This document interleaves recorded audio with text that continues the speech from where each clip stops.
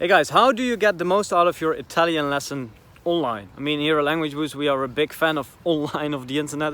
We take lessons online all the time. So today we're gonna share a few tips and talk a bit about the attitude that you should have as a student if you learn Italian online with a teacher.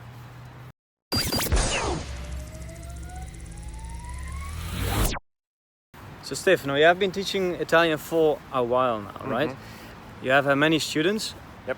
Like, what kind of students do you think, what should be the attitude of a student? Should they just show up and say, hey, teach me Italian?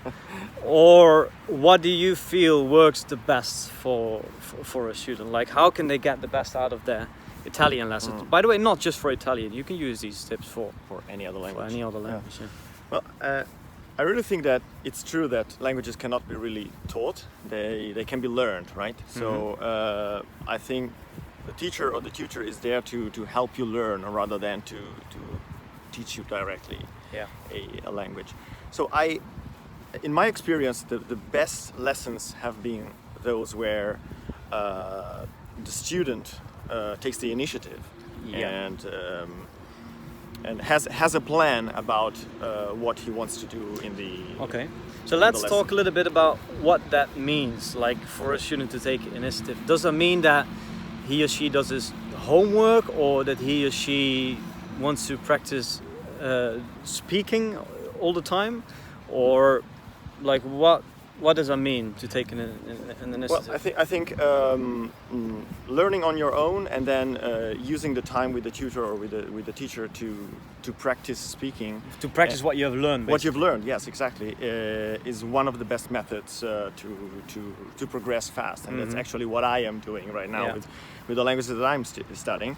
Yeah. So this is one thing, and the other thing is you can use that time to clear up doubts.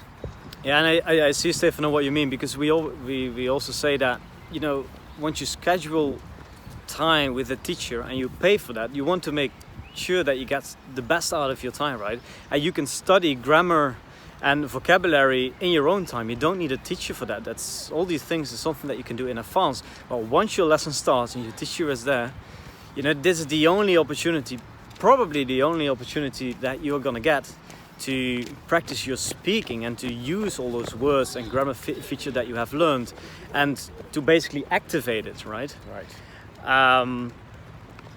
Yeah, so what do you think? Because like it might be, so what we're basically saying here is speak, right? Right. Talk to your teacher. Right. You should be talking at least like 70 or 80% of the time. Right, perfect, yeah. But what do you talk about?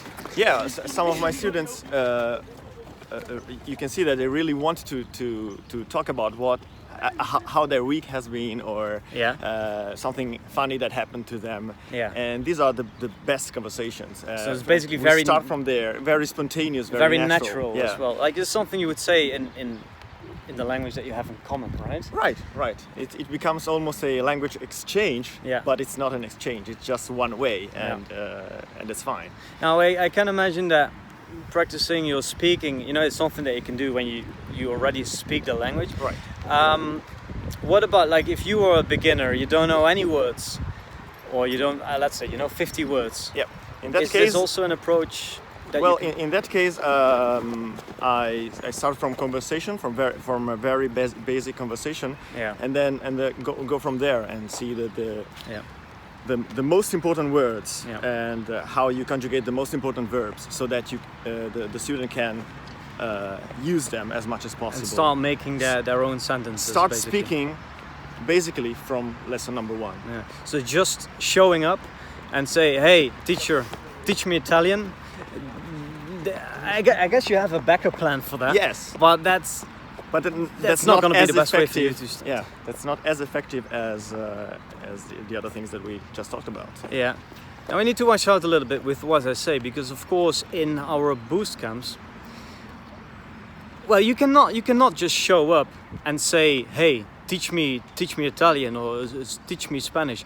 Like, you have to do your homework in advance, but we just make sure that you know, you get to practice what you have learned, and I think that's the key here.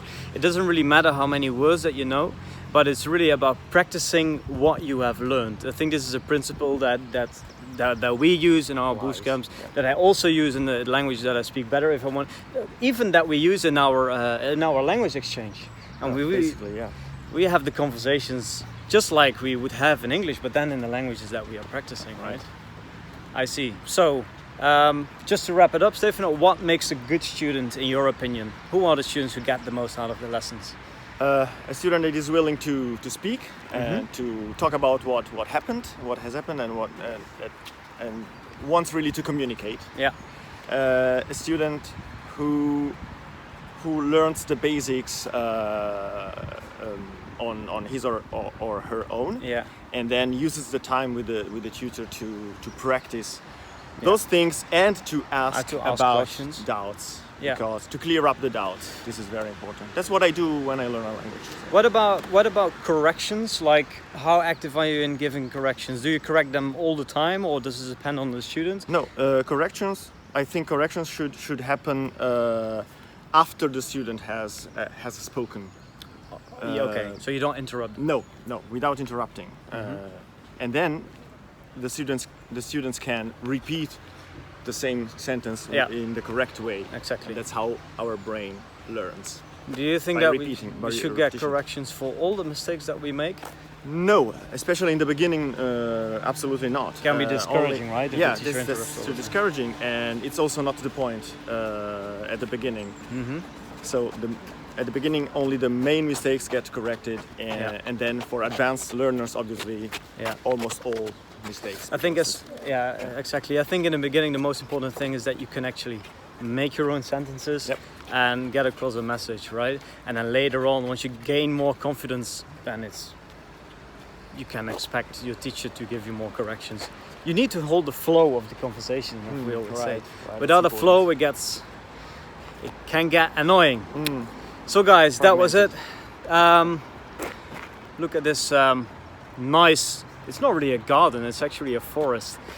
That was Jan and Stefano. I will put contact info. Stefano also has a YouTube channel. He's also a teacher on italki. If you want to have Italian lessons or German or Finnish or what else? English. English. Why not take lessons with Stefano? I will put a link in the description below. That was it for now. I wish you all the best. I wish you a nice day and good luck with whatever language that you are learning. Ciao, ciao, bye, bye, and dag.